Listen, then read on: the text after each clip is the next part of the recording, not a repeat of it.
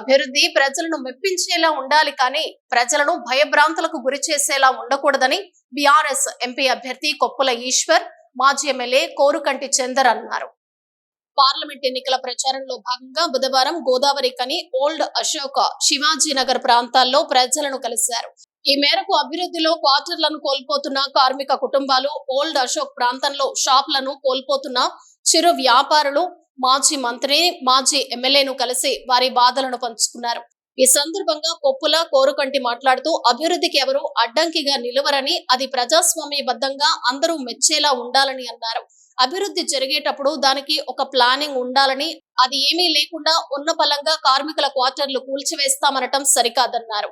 అలాగే అభివృద్ధి పేరిట షాపులను కూల్చివేయటం మూలంగా దాదాపు 200 కుటుంబాలు రోడ్లపైన పడే పరిస్థితి ఉందని, ముందుగా వారికి ఉపాధి అవకాశాలు కల్పించకుండా అర్ధరాత్రి విధ్వంసం సృష్టించడం సరికాదన్నారు. ఈ విషయంలో సింగరేణి కార్మికులు, చిరు వ్యాపారులకు అండగా బీఆర్ఎస్ పార్టీ ఉంటుందని, పోరాటం చేస్తుందని మాజీ మంత్రి, మాజీ ఎమ్మెల్యే తెలిపారు.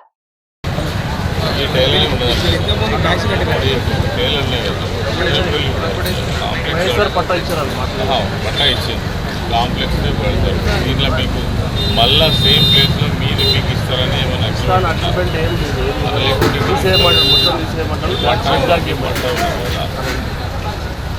గవర్నమెంట్ ఇచ్చిన పట్టా చాలా సంవత్సరాలు ఇది తీసేస్తే ఓకే, కానీ మళ్ళీ దీని ప్లేసుల్ని కట్టేది ఏదైతే ఉందో మీకు ఇస్తారా ఏమైనా అగ్రిమెంట్ ఉందా?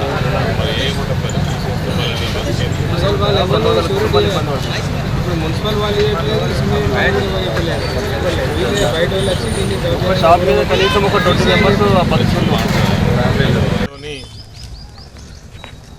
లక్ష్మీనగర్, అదేవిధంగా హనుమాన్ నగర్, శివాజీనగర్ ప్రాంతాలకు సంబంధించినటువంటి ఇక్కడ నివసించేటువంటి వారితో కలవడానికి రావడం జరిగింది.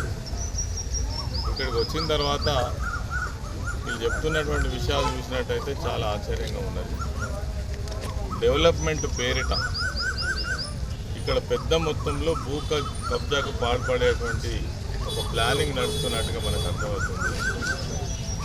డెవలప్మెంట్కి ఎవరు కూడా అభ్యంతరం చెప్పరు, వాళ్ళు కూడా అభ్యంతరం చెప్పట్లేదు. నాకు తెలిసినంత వరకు నేను కూడా ఇక్కడనే పుట్టి పెరిగిన వ్యక్తిని. మేము పుట్టక ముందు నుంచి ఉన్న ఈ క్వార్టర్స్, మేము పుట్టక ముందు నుంచి ఈ శివాజీనగర్ క్వార్టర్స్ కావచ్చు, గాంధీనగర్ క్వార్టర్స్ కావచ్చు, హనుమాన్ నగర్ క్వార్టర్స్ కావచ్చు, ఇవన్నీ కూడా అప్పటి నుంచి ఇప్పటి వరకు ఉన్నాయి.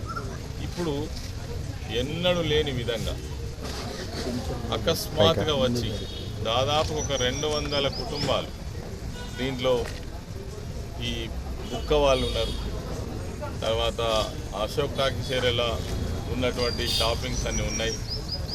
ఒకవేళ రోడ్ వైడనింగే చేయదలుచుకుంటే ఆ రోడ్ వైడనింగ్కి ఎంత కావాలి, ఎన్ని ఫీట్ల అవసరం ఉన్నది, ఇప్పుడున్న ఎగ్జిస్టింగ్ రోడ్ ఎంత ఉన్నది, తర్వాత ఎంత తీసుకుంటే బాగుంటుంది అనేటువంటి సిస్టంలో ఎవరైనా అధికారులు, అది సింగరేణికి సంబంధించి కావచ్చు, లేదంటే మున్సిపల్ అధికారులు కావచ్చు, వచ్చి సంప్రదించి తర్వాత ఎంతైతే అవసరం ఉన్నదో ఇక్కడ ఉన్నటువంటి కాలనీ వాసులతోటి మాట్లాడి చేస్తే వాళ్ళు కూడా సుముఖంగానే ఉన్నారు.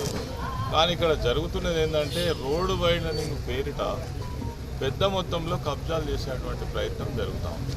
ఇక్కడ పెద్ద షాపింగ్ కాంప్లెక్స్ కట్టాలని, ప్రైవేట్ ఏజెన్సీలకు ఇవ్వాలని, అందులో మరి ఇక్కడ ఉన్నటువంటి వాళ్ళందరూ కూడా ఇలా అడ్జస్ట్ కావాలనేటువంటి ఒక ప్రయత్నం జరుగుతున్నట్టుగా కనబడుతుంది.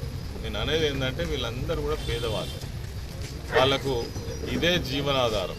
మరి వీళ్ళందరినీ సంప్రదించి నిజంగానే మీరు షాపింగ్ కట్టదలిస్తే వాళ్ళకే ఇస్తారా?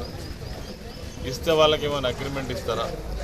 లేదంటే ఆ స్థలం వాళ్ళకే కేటాయిస్తే వాళ్ళనే కట్టుకోవడానికి అవకాశం ఇస్తారా? ఇవన్నీ ఏమి లేకుండా ఒక్క క్వార్టర్ పక్కకు ఉన్నటువంటి షెడ్ తీస్తే మేము ఇచ్చేస్తాం, స్వచ్ఛందంగానే ఇచ్చేస్తాం, రోడ్ వైడనింగ్ ఎవరు వద్దంటున్నారని వాళ్ళే స్వచ్ఛందంగా చెప్తున్నారు. కానీ 150 ఫీట్ల పొడవున ఒక 3 క్వార్టర్లనే ధ్వంసం చేసి ఈ ప్రాంతం అంతా 1, 2, 3 లేన్లలో, అంటే మొత్తం లక్ష్మీనగర్ ఏరియానే విధ్వంసం చేసేటువంటి ఒక కార్యక్రమాన్ని పెట్టుకున్నారు. ఇది ఎవరు అంటే అధికారులు కాదు, సింగరేణికి సంబంధించిన అధికారులు కాదు, ఇక్కడ ఉన్నటువంటి నగరపాలక సంస్థకు సంబంధించినటువంటి అధికారులు కాదు. మరి ఎవరు చేస్తున్నారు అని అంటే ఒక ప్రైవేట్ వ్యక్తులు. వాళ్ళకి ఏ రకమైన సంబంధం లేదు, ఒక ఆర్డర్ లేదు, ఒక జీవో లేదు, తర్వాత ఈ వర్క్కు సంబంధించినటువంటి వర్క్ ఆర్డర్ లేదు, డబ్బుల శాంక్షన్ లేదు. మరి రాత్రిపూట అర్ధరాత్రి పూట ఒక ప్రైవేట్ సైన్యం వచ్చి మరి విధ్వంసం చేస్తుంటే దీన్ని ఖచ్చితంగా నిజ నిర్ధారణ జరగాలి. వెంటనే మేము సింగరేణికి సంబంధించినటువంటి సిఎండ్ఎండితో కూడా మాట్లాడతాం, అదేవిధంగా పోలీస్ కమిషనర్తో మాట్లాడతాం, కలెక్టర్తో మాట్లాడతాం. ఈ విధ్వంసాన్ని ఆపకుంటే ఖచ్చితంగా ప్రజలు తిరగబాటు తప్పదు. వాళ్ళు తిరగబడడానికి సిద్ధంగా ఉన్నారు. మీరు అదే విధంగా దౌర్జన్యంగా చేస్తే మాత్రం ఖచ్చితంగా తిరుగుబాటు తప్పదు.